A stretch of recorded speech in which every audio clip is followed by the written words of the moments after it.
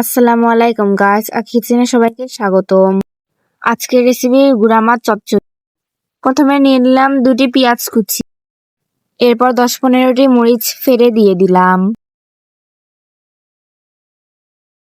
দিয়ে দিলাম কিছুটা ধনেপাতা কুচি। দিয়ে দিচ্ছি 1.5 চামচ হলুদের গুঁড়া। দিয়ে দিচ্ছি 2 চামচ মরিচের গুঁড়া।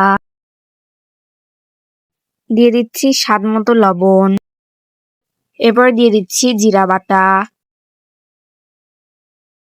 এরপর দিয়ে দিচ্ছি পরিমাণ মতো তেল। এরপর ভালো মতো মেখে নিব। যত মাখবেন অতই স্বাদ বেশি লাগবে। এরপর দিয়ে দিলাম একটি আলু কুচি। এরপর দিয়ে দিলাম 3টি বেগুন কুচি। এরপর আবার ভালো করে মেখে নেব। এরপর দিয়ে দিচ্ছি গুঁড়া মাছ গুলা।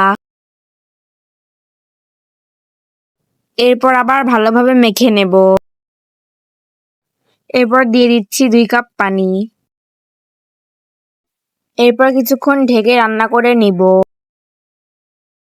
এই পর্যায়ে এসে আপনারা লবণটা একটু চেখে নেবেন। ঢাকনা তুলে তরকারিটি নেড়ে নেব। এই তো তৈরি হয়ে গেল বেগুন আলু দিয়ে গুঁড়া মাছের চচ্চড়ি।